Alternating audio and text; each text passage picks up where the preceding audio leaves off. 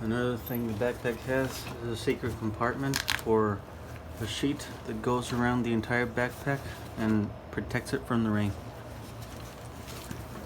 Now let's look at the camera. The camera, you turn it on from here. I usually shoot in aperture priority or in program mode. If you want to use the built-in flash, you press on this button here, pops open. All my lenses have automatic focus, which you can enable or disable. The telephoto lens also has an image stabilizer, which I usually keep on. With this button display, you can turn the display on or off. With this, you see all the pictures you have previously taken. This here lets you change ISO.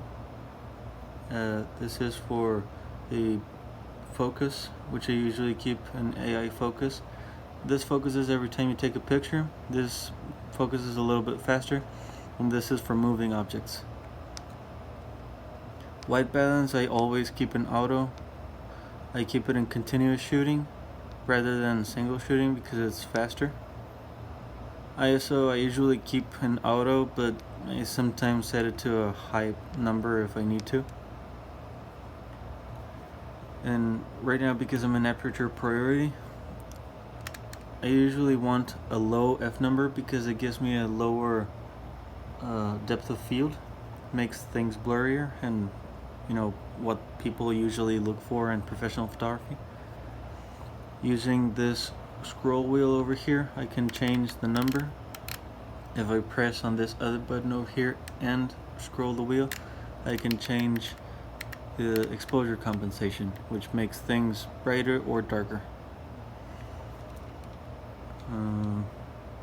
If you press on this button over here, it changes so that you can see through the display instead of through the viewfinder, which is useful in some cases where you have to hold the camera above your head so you can't really see.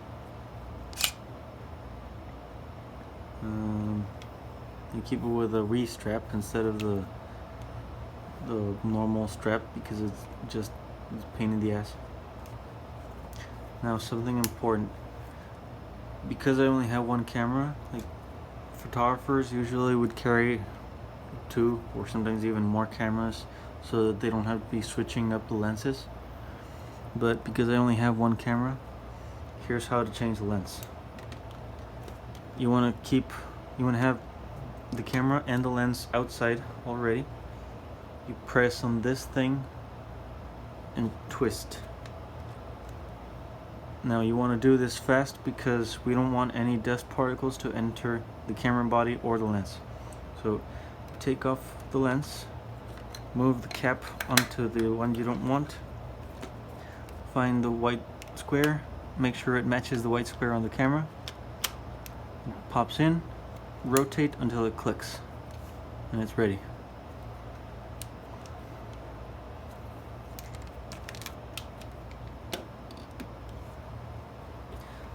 Now let's take a look. Because it would be a real pain in the ass to be taking the secondary lens out of the backpack all the time, and you definitely don't want to be carrying this around in your hand because it's gonna fall and break. What I have is a small backpack so that I can carry the secondary lens here rather than be taking it outside of the big backpack all the time. Sometimes I also use one of the smaller backpacks that I have if I want to carry like just the camera around and be less conspicuous about it.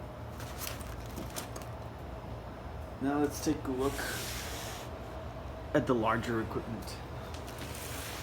Here's everything we need.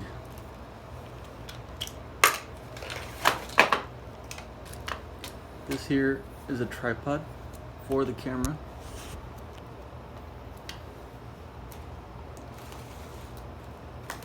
tripod, well, both tripods really, you have to twist and stuff so that you can move it, and then you can move it and twist it back so that it locks in place.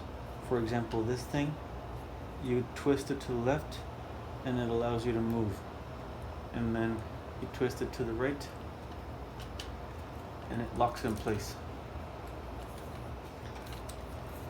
For the legs, they all just like pop open. You flick open this thing and it allows you to stretch the legs.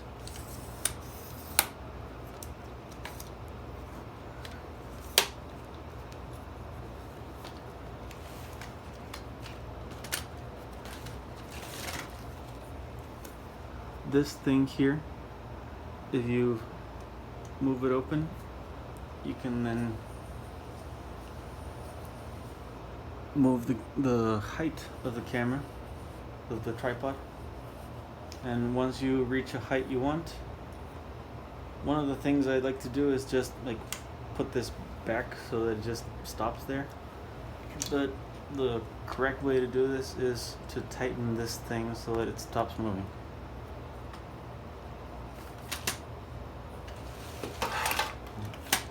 You already saw how to change the angle, like this. You can also rotate, and if you want an especially weird angle, you can also release this thing and then move this,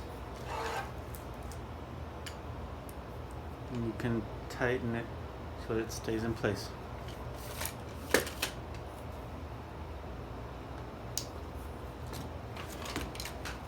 Now to put the camera on here, you want to push on this thing. Let me adjust the angle. You want to push on this thing. It's going to unlock. You can remove this.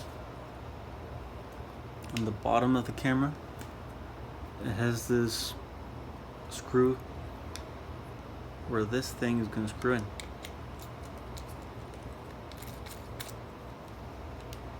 Once it's nice and tight, you put it back and make sure it locks. And there you go.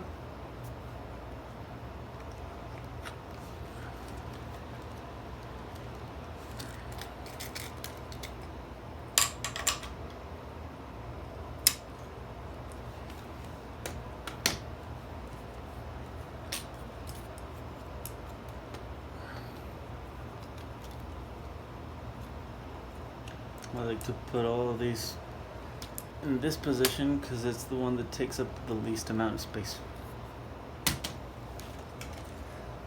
Now this thing is a special tripod for my umbrella. This one has a slightly different way of moving the legs. You want to unlock this thing, untighten it, and then you can move the legs around.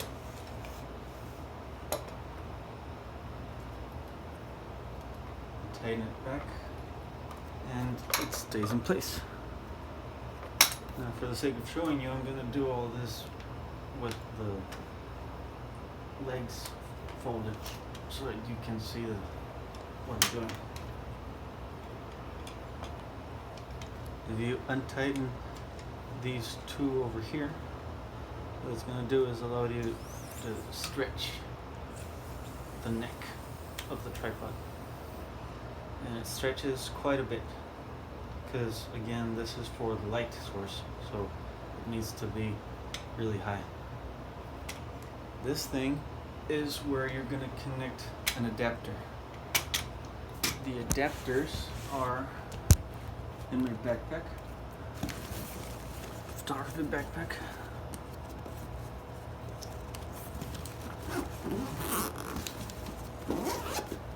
Open it up.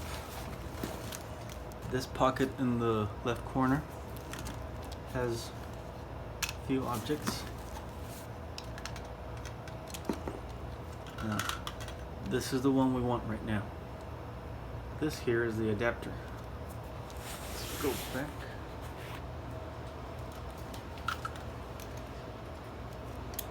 This side goes in here. So in order to put it in, you want to pull on this tab, lock it in, and it's gonna stay like this. This is normal. It's not gonna go anywhere. If you unlock this thing, you can change the angle. It has a spring, so it goes back to place. Let's say I want it like this. So I tighten and it stays like that. And in here, it has the same thing that the camera has in here. This is a bracket.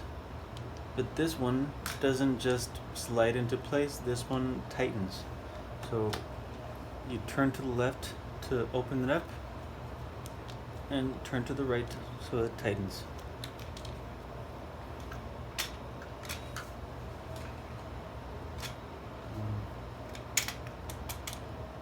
In this little hole over here, what we would use is the umbrella. This tube contains the umbrella.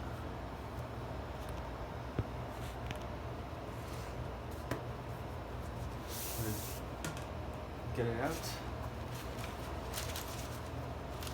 It opens just like any ordinary umbrella, except it's completely white and the handle is only a metal rod. So the metal rod would go, let me take it out. The metal rod would go through that hole. So first I want to untighten it so that it can go through. I put the metal rod through and then I tighten it back.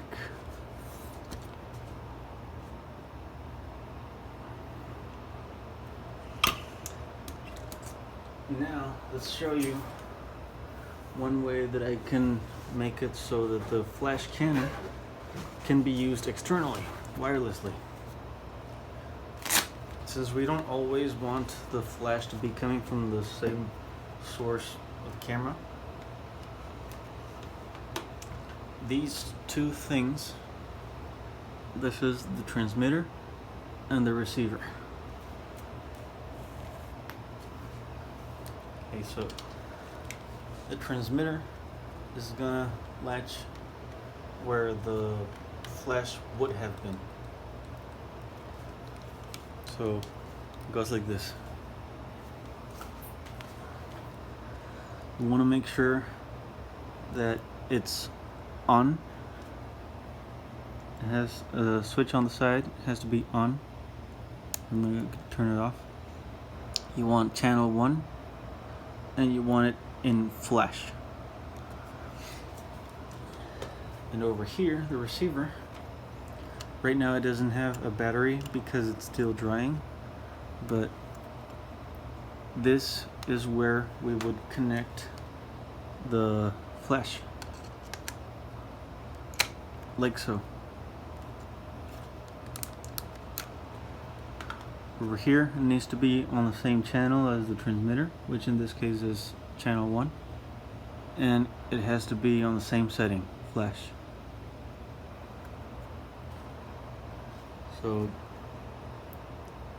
here I would put it in, lock. Now I get the umbrella, put this thing, put this square holder onto the bracket. Just gotta be a little careful in here because it's not tight yet. And I turn right to tighten it. Then I can adjust the angle, do everything I would normally do. Since this configuration is going to be rebounding. It's going to be bouncing back the flash at the people. We want to point the flash directly into the umbrella. This time we're not going to use the diffuser or the reflector, because the umbrella is the reflector. And that's basically it. You just put it back on the tripod, and that's it. It's ready to go.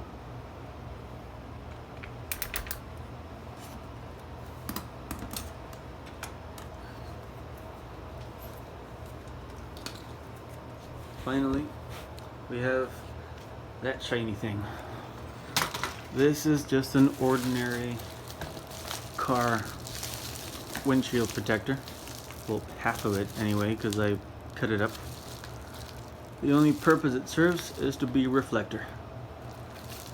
The umbrella would be a light source coming from the top, and this would be a light source coming from the bottom. What it's going to do is reflect sunlight to fill in the shadows.